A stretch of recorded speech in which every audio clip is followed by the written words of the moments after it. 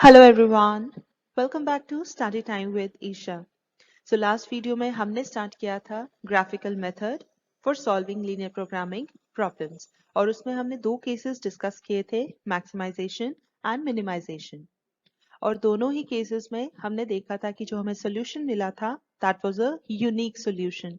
Unique solution का मतलब है हमें एक particular solution मिलता है लेकिन हमने ये भी कहा था कि देयर आर सर्टेन सिचुएशंस जहां पर हमें यूनिक सॉल्यूशन नहीं मिलता है अपनी प्रॉब्लम का तो वही जो हमारे जो स्पेशल केसेस के अंडर वो फॉल करते हैं तो वही सिचुएशंस आज हम डिस्कस करने वाले हैं with the help of examples. तो चलिए सबसे पहले हम देखते हैं पहला केस। तो देखिए सबसे पहले आता है case of multiple optimal solutions. तो नाम से ही पता चलता है यहाँ पर हमें यूनिक मतलब एक सॉल्यूशन नहीं हमें एक से ज्यादा सॉल्यूशंस मिलेंगे, राइट। तो चलिए देखते हैं एग्जांपल। हमें यहाँ पर गिवन है objective function maximise z is equal to 8x1 plus 16x2। यहाँ x1 और x2 हमारे डिसीजन वेरिएबल्स हैं। उसके बाद हमें ये तीन कॉन्स्ट्रेंट्स गिवन है। इन तीन कॉन्स्ट्रेंट्स में x1 plus x2 is less than equal to 200, x2 is less than equal to 125, 3x1 plus 6x2 is less than equal to 900 और लास्ट में ये नॉन नेगेटिविटी कंडीशन है कि x1 x2 both are greater than or equal to 0 मतलब non negative values होंगी इन दोनों decision variables की, right. तो चलिए हमने क्या कहा था ग्राफिकल सॉल्यूशन में हमें सबसे पहले क्या करना होता है, हमें ये जो कॉन्स्ट्रेंट्स में हमें इनइक्वालिटीज गिवन होती हैं first we need to convert them into equalities, right. तो हमारे यहाँ पर क्या इक्वेशंस बन जाएंगी। पहली इक्वेशन बनेगी x1 plus x2 is equal to 200, दूसरी बन जाएगी x2 इज इक्वल टू 125 और तीसरी equation 3x1 plus 6x2 is equal to 900, ठीक है। अब हमें हर एक इक्वेशन के लिए पॉइंट्स दो दो पॉइंट्स ढूंढने हैं, राइट। तो चलिए हम इसको बोलते हैं equation 1, this is equation 2 and this is equation 3। Now सबसे पहले हम लेते हैं इक्वेशन 1। इक्वेशन 1 के लिए when x1 is equal to 0 तो हमारी इक्वेशन बनेगी 0 plus x2 is equal to 200. This implies x2 is equal to 200, right? तो हमारा एक पॉइंट क्या बन गया 0 200, करेक्ट। चलिए उसके बाद हम देखते हैं when, इसी के साथ देख लेते हैं क्योंकि छोटी सी इक्वेशन है। when x2 is equal to 0 तो उस केस में क्या होगा, हमारे पास x1 plus x2 0 है is equal to 200. This implies x1 is equal to 200 तो हमारे पास पॉइंट क्या बन जाएगा 200 0, राइट। चलिए इसके बाद आती है इक्वेशन 2। इक्वेशन 2 में हमें गिवन है x2 is equal to 125, ठीक है। यहाँ पर x1 गिवन नहीं है तो जब इस तरह की इक्वेशन होती है इसका मतलब ये होता है कि x2 जो है वो फिक्स है, x2 की वैल्यू चेंज नहीं होगी, वो हमेशा कितनी रहेगी 125 और x1 इसके कॉरेस्पॉन्डिंग x1 की कुछ भी वैल्यू हो x2 विल ऑलवेज बी 125। तो इस तरह की इक्वेशन में हमारी लाइन कैसे बनती है, सपोज ये ग्राफ है x1 x2, ठीक है। तो x2 पे सपोज यहाँ कहीं पर है 125, राइट। अब हमने क्या कहा x2 हमेशा ही 125 रहना है, x1 की चाहे कुछ भी वैल्यू हो। तो x1 अगर हमारा 10 है 20 है 30 है 50 है कुछ भी है तो for every value of x1 हमारा x2 जो है हमेशा ही 125 रहेगा। तो अगर हम इनको ऐसे एक्सटेंड करें तो यहाँ पर ये पॉइंट ये पॉइंट ये पॉइंट इन सबको ज्वाइन करें एक करके एक पैरेलल लाइन बनती है पैरेलल टू एक्स एक्सिस, ठीक है। तो अगर हम इस लाइन को देखें, इस लाइन पर आप कोई भी पॉइंट देखोगे तो x1 के तो डिफरेंट वैल्यूज होंगी लेकिन x2 हमेशा 125 रहेगा, ठीक है। तो इस केस में हमें कुछ कैलकुलेशंस करने की जरूरत नहीं है, राइट। चलिए अब हम देखते हैं इक्वेशन 3। इक्वेशन 3 में हमारे पास है एक बार लेते हैं when x1 is equal to 0 तो हमारी इक्वेशन बन जाएगी 3 into 0 plus 6x2 is equal to 900, right. तो इसका मतलब 3 into 0 is 0, 6x2 is equal to 900. This implies x2 is equal to 900 divide by 6 वो आता है हमारा 150। ठीक है, तो हमारा एक पॉइंट बन गया 0 150। राइट, अब हम लेते हैं when x2 is equal to 0, तो उस केस में हमारी इक्वेशन बनेगी 3x1 plus 6 into 0 is equal to 900। So 3x1 6 into 0 is 0 900। तो हमारे पास x1 कितना आ जाएगा, x1 is equal to 900 divide by 3 that is 300। तो हमारा ये पॉइंट क्या बन गया, x1 है 300, x2 है 0। राइट, तो हमारे पास पॉइंट्स आ गए। अब यहाँ से इनकी हेल्प से हम ग्राफ बना सकते हैं। तो उसके लिए हम क्या करेंगे, सिंपली x और y एक्सिस हम बना लेंगे। x एक्सिस पर हम रखते हैं x1, y एक्सिस पर रखते हैं दूसरा वेरिएबल x2। ठीक है, अब हमें देखना है कि हम अपने पॉइंट्स की रेंज किस तरह की रखें। ठीक है, तो देखिए हमारे पास जो x1 है वो वेरी कर रहा है 0 से लेकर 300 तक। ठीक है, 0 है वैल्यू, 200 है, 300 है। ठीक है, तो इसका मतलब हम 100 के गैप पे सिंपली 3 पॉइंट्स ले लेते हैं, 100 200 300। राइट, 100 200 300, ये हमारा ओरिजिन है 0। उसके बाद देखिए x2 की वैल्यू कहाँ से कहाँ तक वेरी कर रही है। x2 हमारा 0 से लेकर उसमें 150 भी आता है, 200 आता है, 125 भी आता है। ठीक है, तो चलिए हम 50-50 का गैप ले लेते हैं क्योंकि उसके बीच में कहीं 125 आ जाएगा। तो हम ले लेते हैं इसको 50 100 150 200। इससे ज्यादा लेने की वैसे जरूरत नहीं है क्योंकि मैक्सिमम इसकी वैल्यू 200 ही है। ठीक है, अब हमें पॉइंट्स प्लॉट करने हैं। तो अगर हम पहली इक्वेशन देखें उसमें पहला पॉइंट है 0 200 और दूसरा है 200 0, मतलब x1 200। ठीक है, इसको ज्वाइन करेंगे, हमें ये मिल गई पहली लाइन। ठीक है, उसके बाद दूसरी लाइन ड्रॉ करनी है। दूसरी लाइन हमने क्या कहा, x2 इक्वल टू 125, मतलब x1 कुछ भी हो, x2 हमारा 125 है, वो 100 और 150 के सेंटर में कहीं पर आएगा, यहाँ कहीं आएगा 125। तो हम एक लाइन ड्रॉ करेंगे पैरेलल टू x एक्सिस, ये हमारी आ जाएगी सेकेंड लाइन। ठीक है, जो कि क्या है, x2 is equal to 125। Right, उसके बाद थर्ड लाइन में हमारे पॉइंट्स हैं 0 150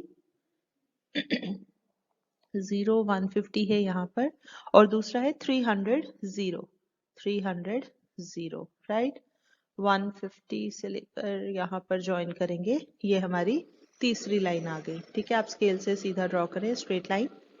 चलिए, ये हमारी होगी तीसरी लाइन। तो जब हमने लाइंस ड्रॉ कर दी उसके बाद नेक्स्ट स्टेप क्या होता है, we have to find the feasible region और कॉमन रीजन। तो कॉमन हमें कैसे मिलता है, वहां पर हमें कौन हेल्प करता है, ये जो इनइक्वालिटीज वाले साइंस हैं। ठीक है, तीनों में ही लेस देन का साइन है। तो हम क्या करेंगे, सबसे पहले देखते हैं पहली इक्वेशन जो है फर्स्ट लाइन, उसमें है लेस देन का साइन, मतलब नियर टू 0। तो हम फर्स्ट लाइन जो है उसके इस साइड पर ये रीजन आ जाएगा। राइट, ये सारा रीजन है 1 से लेसर देन वाली साइड पर। उसके बाद है सेकेंड इक्वेशन, तो सेकेंड इक्वेशन में भी लेस देन का साइन है, मतलब 125 से नीचे वाला ये सारा पोर्शन, ये सारा पोर्शन आप ड्रॉ करोगे, ये आपका आ गया सेकेंड लाइन के लिए एरिया। ठीक है, अब तीसरा है, थर्ड लाइन में भी लेस देन का साइन है ना, तो उसके लिए हम कोई और कलर देखते हैं, पर्पल। चलिए, थर्ड लाइन है, तो थर्ड लाइन के लिए हमारे पास आ जाएगा ये वाला रीजन, थर्ड लाइन तक जाना है, थर्ड लाइन के लेस देन वाला रीजन। ठीक है, ये आ गया। अब हम देखेंगे कि कहां पर हमारा कौन सा कॉमन रीजन बनता है। ठीक है, तो कॉमन रीजन देखिए अब कैसे बनेगा हमारा, अगर हम पॉइंट लेते हैं, सपोज हम यहाँ पर पॉइंट लेते हैं, ये पॉइंट है ऊपर की तरफ। ठीक है, यहाँ पर देखिए हमारे पास सिर्फ एक ब्लू कलर वाली लाइन है। ठीक है, अगर तो इसका मतलब यहाँ तीनों शेडिंग्स नहीं आ रही हैं। अगर हम यहाँ कहीं पॉइंट लेते हैं, ये x2 के नीचे हमने ड्रॉ किया है, ये वाले पॉइंट में एक ही शेड आ रहा है ग्रीन वाला। अगर हम ये 1 और 3 के बीच में ये वाला रीजन लेते हैं तो यहाँ पर देखिए पर्पल और ग्रीन शेड है, ब्लू वाला नहीं है। लेकिन अगर हम ये वाला सेंटर में रीजन लेते हैं, यहाँ पर हमारी तीनों शेडिंग्स आ रही हैं। इसका मतलब ये हमारा तीनों लाइंस का कॉमन रीजन है। तो अगर हम इसको थोड़ा सा हाईलाइट करके देखें तो वो कैसा बनेगा हमारा रीजन, देखिए ये 125 से लेकर उसके बाद ये नीचे की तरफ और फिर से यहाँ फर्दर नीचे की तरफ। तो ये वाला जो हमारा अब ये बीच वाला ये जो रीजन बनता है ये हमारा फिजिबल रीजन बनता है। ठीक है, तो ये हो गई बात फिजिबल रीजन। चलिए पहले फर्दर सॉल्व करने से पहले हम थोड़ा सा एक क्लियर पिक्चर देखते हैं इस ग्राफ की। तो ये देखिए यहाँ पर ये हमारी पिक्चर बनी हुई है, ये हमने पूरा ग्राफ लिया है। यहाँ पर देखिए हमने पॉइंट्स लोकेट कर लिए, जो हमारा फिजिबल रीजन था उसकी बाउंड्री पॉइंट्स हमने देख लिए। ये है ABCD, जैसे कि आप यहाँ इमेज में देख पा रहे होंगे, और एक ये ओरिजिन वाला भी है। ठीक है, ये ओरिजिन वाला पॉइंट भी है। तो ये सारे पॉइंट्स हम जैसे हम टेबल बनाते हैं और वहां पर सभी पॉइंट्स मेंशन करते हैं, वैसे ही अब हम ये सारे पॉइंट्स लिख लेते हैं। ठीक है, तो चलिए हमारे पास कौन कौन से पॉइंट्स हैं। सबसे पहले हम लिखते हैं ओरिजिन वाला, उसके बाद we have A, B, C and D। ठीक है, तो ओरिजिन पे तो दोनों 0 0 है। A पर हमारा देखिए कि हमने लिया है 125 वाला। ठीक है, तो यहाँ पर x1 हम 0 लेंगे और x2 हमारा है 125। अगर हम पॉइंट B देखते हैं तो अगर आप स्केल से मेजर करेंगे, इसको फर्दर यहाँ नीचे एक्सटेंड करेंगे, तो ये यहाँ 0 और 100 के बीच में कहीं आएगा। हमसे थोड़ी लाइन टेढ़ी हो गई है, ये आपका 50 बनता है। ठीक है, आप स्केल से जरूर मेजर करके चेक करें। तो B है 50, इस पे x1 है 50 और x2 की वैल्यू है यहाँ पर 125, राइट। अगर हम सी पॉइंट देखते हैं तो सी पॉइंट को अगर आप फर्दर नीचे एक्सटेंड करके देखोगे, वो यहाँ 100 पे मीट करेगा, और y एक्सिस पे भी एक्सटेंड करोगे वो भी 100 आएगा। तो सी पॉइंट हमारा आता है 100 100, राइट।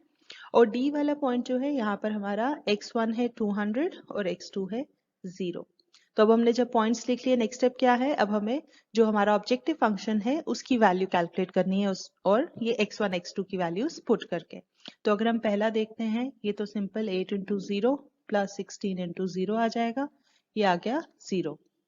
दूसरे में आएगा 8 इंटू 0 प्लस 16 इंटू 125। इसको आप सॉल्व करेंगे तो आपको वैल्यू मिलेगी 2000, राइट। नेक्स्ट में आएगा 8 इंटू 50 प्लस 16 इंटू 125। इसको कैलकुलेट करने पर वैल्यू मिलती है 2400। नेक्स्ट 8 इंटू 100 प्लस 16 इंटू 100, और इसको टोटल करेंगे तो आपको फिर से वैल्यू मिलेगी 2400। और लास्ट में है 8 इंटू 200 प्लस 16 इंटू 0, इसको कैलकुलेट करेंगे तो 1600। ठीक है, अब हमारे क्वेश्चन में क्या था, ऑब्जेक्टिव फंक्शन टू मैक्सिमाइज। तो हम इन सभी वैल्यूज में से हम मैक्सिमम वाली एक्सक्यूज मी हम मैक्सिमम वैल्यू लोकेट करेंगे। तो मैक्सिमम यहाँ पर है 2400 और 2400 है 2 बार, राइट। तो इसका मतलब क्या हुआ, अब हमारे पास जो ऑप्टिमम सोल्यूशन है वो एक से ज्यादा है, यूनिक सोल्यूशन नहीं है। तो हमारे पास एक सोल्यूशन मिलता है, x1 is equal to 50 and x2 is equal to 125, और दूसरा सोल्यूशन हमें मिलता है x1 is equal to 100 and x2 also equal to 100। तो कहने का मतलब ये है कि अगर हम बोलते हैं, जैसे हमने क्वेश्चन किया था ए टाइप का प्रोडक्ट बनाना है और बी टाइप का कितने प्रोडक्ट्स बनाने हैं, तो अगर हम 50 यूनिट्स ऑफ प्रोडक्ट ए बनाए और 125 यूनिट्स ऑफ प्रोडक्ट बी बनाए तो भी हमें कितना प्रॉफिट मिलेगा, 2400 रुपीज का। या फिर अगर हम 100 यूनिट्स ऑफ प्रोडक्ट ए बनाए, 100 यूनिट्स ऑफ प्रोडक्ट बी बनाए, तो भी हमें मिलेगा 2400 का प्रॉफिट। तो दोनों ही केसेस में हमें मैक्सिमम प्रॉफिट कितना मिल रहा है, 2400 का। तो हमारा decision we can go for this और we can go for the second option. दोनों ही केसेस में will get the same profit. ठीक है, तो यही मतलब है मल्टीपल ऑप्टिमल सॉल्यूशंस का। तो सबसे पहले जो हमने लास्ट वीडियो में दो क्वेश्चंस किए मैक्सिमाइजेशन मिनिमाइजेशन के, उन दोनों ही केसेस में we were getting unique optimal solution. अब ये वाला जो हमने पहला स्पेशल केस किया है, यहाँ पर we are getting multiple solutions, more than one solution, जहाँ पर दोनों ही सॉल्यूशंस में हमें सेम प्रॉफिट मिलता है। ठीक है, so we can go for either of these two. So this is the case of multiple optimal solutions. चलिए अब हम करते हैं second special case. Okay, so next special case is infeasibility. तो चलिए देखते हैं with the help of an example ये कैसे situation होती है। हमें क्वेश्चन में गिवन है maximize z equal to 20x1 plus 30x2. So our objective function is to maximize, right? Decision variables हैं x1 and x2 और ये तीन constraints हमें गिवन है। तो सबसे पहले हम क्या करते हैं, we have to convert these inequalities into equalities. तो हम इसकी equations लिख लेते हैं। पहली equation हमारी बनेगी 2x1। अब क्योंकि आपको पता है कि हम ग्राफिकल मेथड से कैसे सॉल्व करते हैं, तो आप भी साथ साथ करते जाइए और वैल्यूज मैच करते जाइए, right? So 2x1 plus x2 is equal to 40। Second equation हमारी बनती है 4x1 minus x2 is equal to 20 and third equation is x1 is equal to 30। तो हम इनको नाम दे देते हैं इक्वेशन 1, 2 एंड 3। ठीक है, तो चलिए अब हम कंसिडर करते हैं इक्वेशन 1 और इसके लिए हम पॉइंट्स फाइंड आउट करते हैं। तो हम क्या करते हैं, when x1 is equal to 0 क्या आ जाएगा, 2 into 0 plus x2 is equal to 40। This implies x2 is equal to 40, right? तो हमारा पहला पॉइंट क्या बन गया, x1 है 0 और x2 है 40। दूसरे पॉइंट के लिए हम क्या करते हैं, x2 को 0 पुट करते हैं। When x2 is equal to 0 तो हमारी इक्वेशन बन जाएगी 2x1 plus x2 है 0 is equal to 40। This implies 2x1 is equal to 40 and x1 is equal to 40 upon 2 that is 20। तो हमारा दूसरा पॉइंट क्या बन गया, x1 है 20, x2 है 0, राइट? ये हो गया इक्वेशन 1 के लिए। अब हम कंसिडर करते हैं इक्वेशन 2। सो इक्वेशन 2 के लिए हम फिर से पुट करते हैं when x1 is equal to 0। तो हमारी इक्वेशन क्या बन जाएगी, 2 into 0 प्लस, सॉरी हमने फिर से फर्स्ट इक्वेशन ही लिख ली, इसको हम करेक्ट कर देते हैं। यहाँ पर हमारी इक्वेशन बनेगी, सेकेंड इक्वेशन है 4x1। तो 4 into 0 minus x2 is equal to 20। This implies minus x2 is equal to 20 and this implies x2 is equal to minus 20। तो देखिए हमारी यहाँ पर x2 की वैल्यू नेगेटिव आ रही है, 0 एंड -20, राइट? वो बात अलग है कि नॉन नेगेटिविटी कंडीशन कहती है कि x1 x2 should be non negative, मतलब ग्रेटर देन और इक्वल टू 0।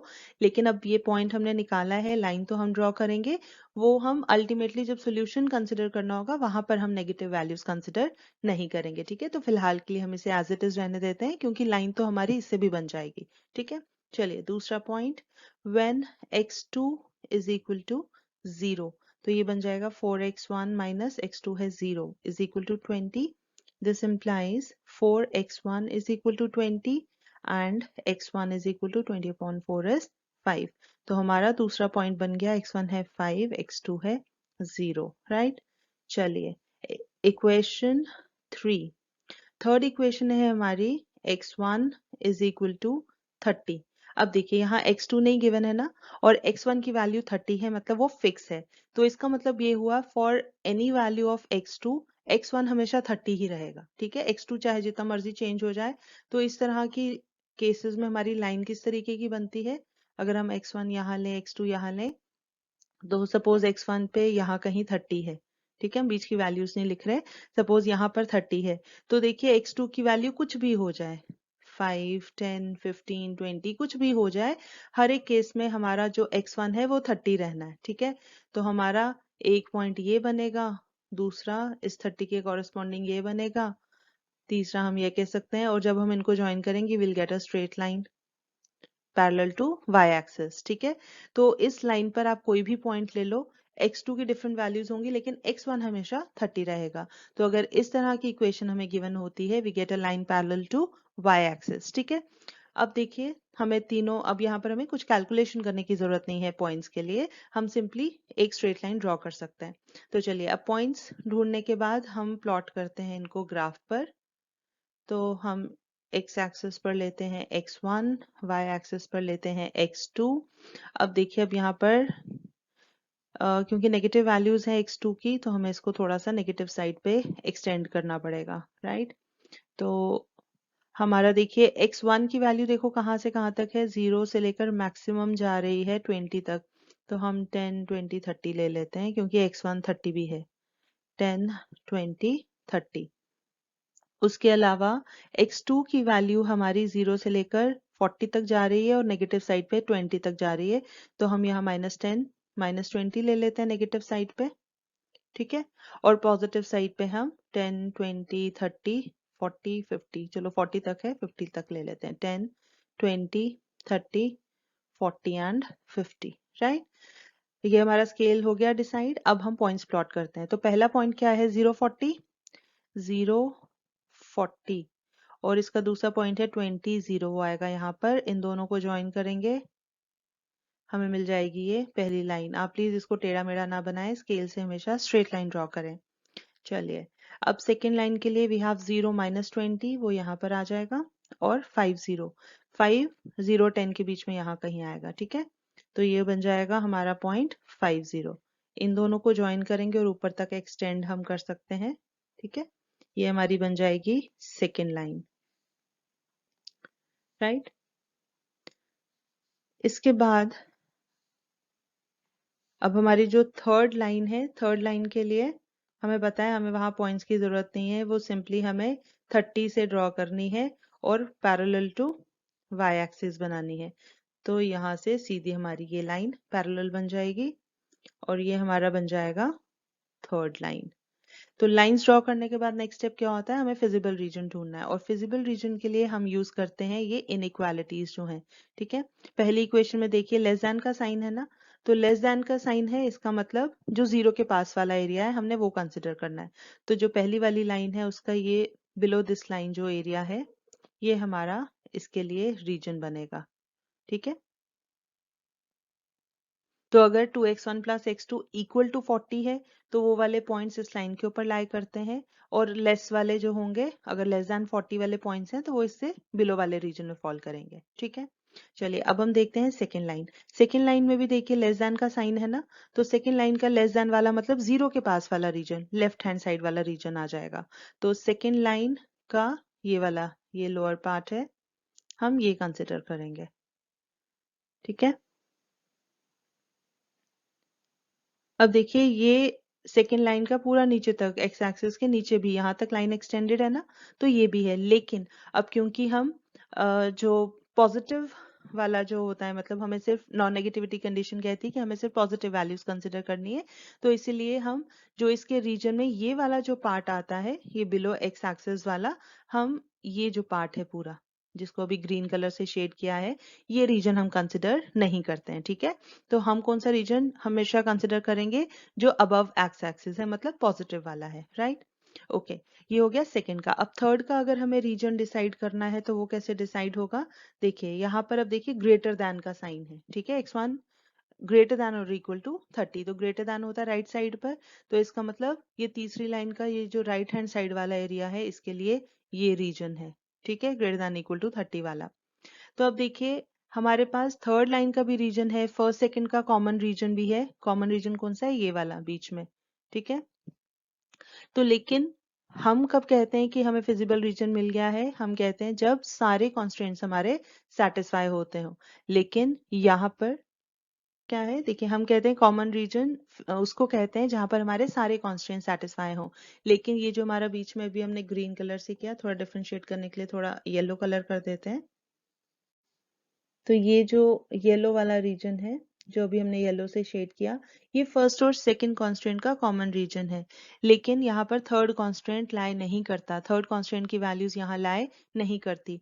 तो क्योंकि हमारे तीनों जो कांस्टेंट्स हैं वो साइमल्टेनियसली सेटिस्फाई नहीं हो रहे हैं तो इसका मतलब हमारे पास तीनों का कॉमन रीजन नहीं है। तो जब तीनों का कॉमन रीजन नहीं है तो हम उसे फिजिबल रीजन कंसिडर नहीं कर सकते। ठीक है, इनका अपना अपना तो फिजिबल रीजन है लेकिन सॉल्यूशन के लिए हमारे पास एक कॉमन रीजन नहीं है। तो ऐसी सिचुएशन में क्योंकि कॉमन फिजिबल रीजन नहीं है इसलिए हमारे पास फिजिबल सॉल्यूशन भी नहीं मिल सकता। ठीक है, तो चलिए हम इसको थोड़ा, इस इमेज को थोड़ा सा क्लियरली देखते हैं।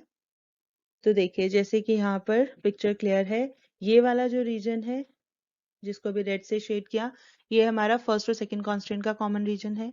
और ये राइट साइड वाला ये थर्ड कांस्टेंट का कॉमन या फिजिबल रीजन है। लेकिन इन तीनों कांस्टेंट्स का एक कॉमन रीजन नहीं है। तो no feasible region,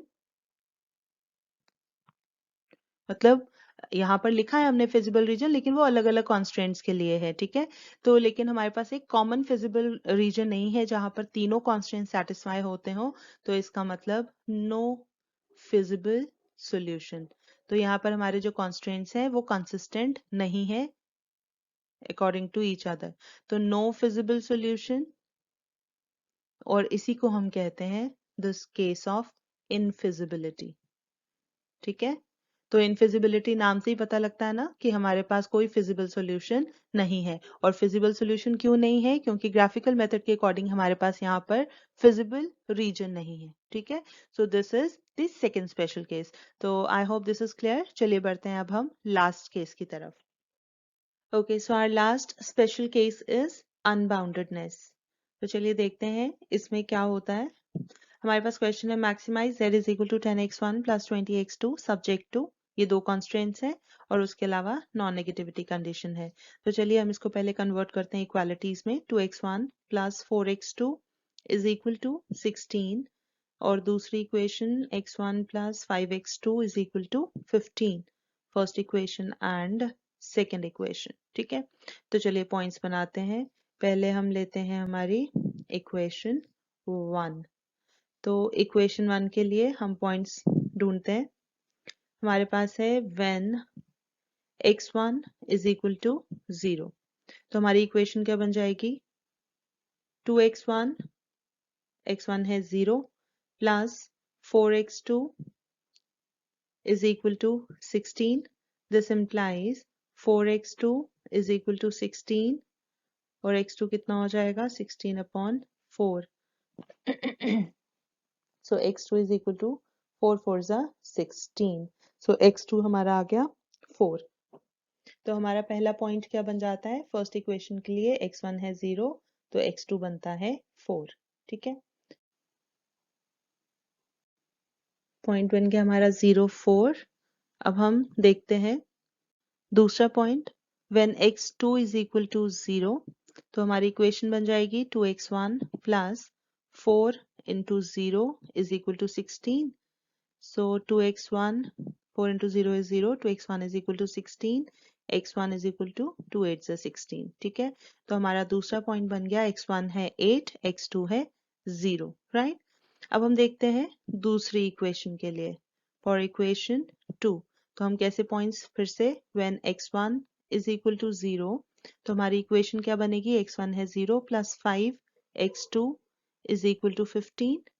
this implies 5x2 is equal to 15. This implies x2 is equal to 5 3s are 15. तो हमारा पॉइंट बन गया 0 3। ठीक है, और दूसरे पॉइंट के लिए हम x2 को 0 पुट करते हैं। When x2 is equal to 0, equation बन जाएगी x1 plus 5 into 0 is equal to 15। This implies x1 is equal to 5 into 0 is 0, तो x1 इज इक्वल टू 15। तो हमारा पॉइंट बन गया x1 है 15, x2 है 0। So now that we have got the points, let's plot them on the graph. तो देखिए हमारी x1 और x2 की वैल्यूज, x1 वेरी करता है हमारा 0 से लेकर मैक्सिमम 15 तक है। राइट, तो हम करते हैं, अगर 5 5 का रखें, 5 10 15, 8 भी है बीच में, 0 8 15, 2 2 का गैप रख लेते हैं, 2 4 6 8 10 12 14, इसको थोड़ा सा और एक्सटेंड करते हैं, 15 16, और x2 की वैल्यूज हमारी वेरी कर रही हैं 0 से लेकर मैक्सिमम 4 ही है, तो हम 1 1 का ही रख लेते हैं। 1 2 3 4 एंड 5, 1 2 3 4 एंड 5। तो पॉइंट्स प्लॉट करते हैं। पहला हमारा है 0 4, ये आ गया पॉइंट हमारा, और 8 0, ये आ गया 8 0। दोनों को ज्वाइन करेंगे, ये आ गया हमारा पहला पॉइंट, राइट। उसके बाद सेकेंड लाइन के लिए हमें क्या करना है? सेकेंड लाइन के लिए पॉइंट्स है 0 3, ये आ गया 0 3, और फिर उसके बाद है 15 0, 14 16 के बीच में कहीं आ जाएगा हमारा 15, राइट। ये आ गया 15 0। अब इसको ज्वाइन करेंगे तो बन जाएगा, ये हमारी आ गई सेकेंड लाइन, ठीक है। अब हमें रीजन देखना है। लाइंस ड्रॉ हो गई, let's look at the regions. क्या बनते हैं? पहली लाइन में देखिए ग्रेटर देन इक्वल टू का साइन है, तो फर्स्ट लाइन जो है हमारी, फर्स्ट लाइन से ऊपर वाला रीजन है ये सारा, ठीक है। फर्स्ट लाइन ये वाली यहाँ तक है पूरी, ये आ गया हमारा सारा रीजन। ग्रेटर देन है ना, तो राइट हैंड साइड वाला रीजन आएगा, ठीक है। उसके बाद सेकेंड लाइन है, तो सेकेंड लाइन के लिए हमारे पास again greater than equal to का साइन है, तो सेकेंड लाइन से ऊपर वाला रीजन, सेकेंड लाइन, ये सारी सेकेंड लाइन है, ठीक है। इसके बाहर वाला ऊपर वाला सारा रीजन इसका आ गया।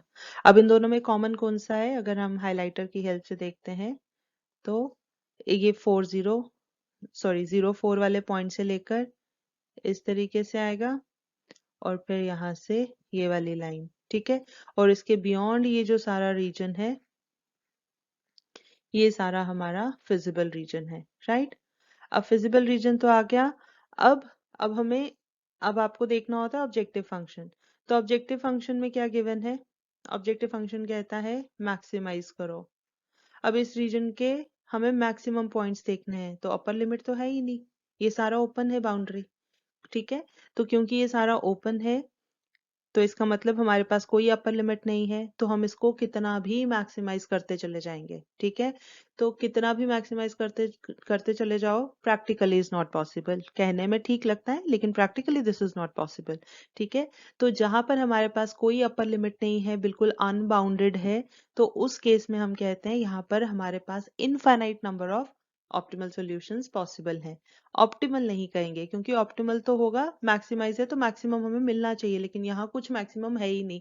हम किसी भी पॉइंट पे होंगे तो उससे फर्दर मैक्सिमाइज हो पाने की पॉसिबिलिटी है, जो कि प्रैक्टिकली नहीं पॉसिबल। तो इसका मतलब हम यहाँ कहेंगे we have infinite number of solutions, लेकिन उसमें से किसी को भी हम ऑप्टिमल नहीं बोल सकते, ठीक है। तो this is the case of unboundedness. तो इसको हम थोड़ा सा और क्लियर पिक्चर में देख लेते हैं ये कैसा दिखता है। तो देखिए यहाँ पर ये पिक्चर बनी हुई है, फिजिबल रीजन दिखाया हुआ है। ये यहाँ पर ये सारा जो अपर एरिया है, ये सारा आपका फिजिबल रीजन में फॉल करता है, ठीक है। तो कोई इसकी अपर लिमिट है ही नहीं, ठीक है। तो यहाँ पर हम अनबाउंडेडनेस के केस में कहेंगे नो अपर लिमिट,